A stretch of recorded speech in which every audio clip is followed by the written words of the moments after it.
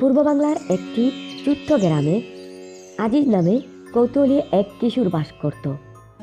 সে ভূতের গল্প শুনতে ভালোবাসত। তবে গ্রামের বটগাছের দুষ্টু চোখের ভূত এর গল্প শুনে সে ভয় পেয়ে গেল। গ্রামবাসী বলতো, রাত হলে বটগাছ থেকে লাল জলজলে চোখ দেখা যায়।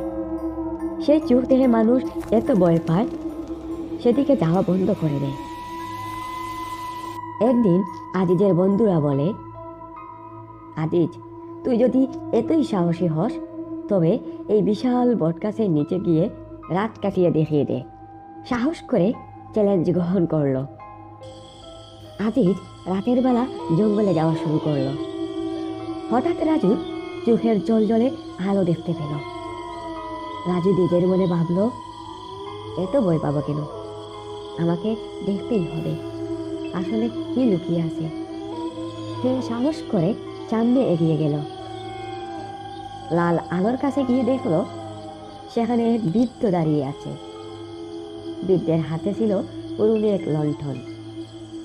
রাজু বৃদ্ধকে দেখে বলল, আপনি আপনি এখানে এভাবে কেন ভয় দেখাচ্ছেন সবাইকে? এই বটগাছ আমার পূর্বপুরুষদের সম্পত্তি, এটা রক্ষা করার জন্য আমি লোকজনকে ভয় দেখাই। ফিরে গিয়ে গ্রামবাসীকে সব জানালো।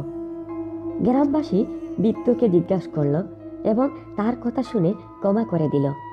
সেই রাতের পর থেকে দুষ্টু চোখের ভূত এর গল্প চিরতরে শেষ হয়ে গেল।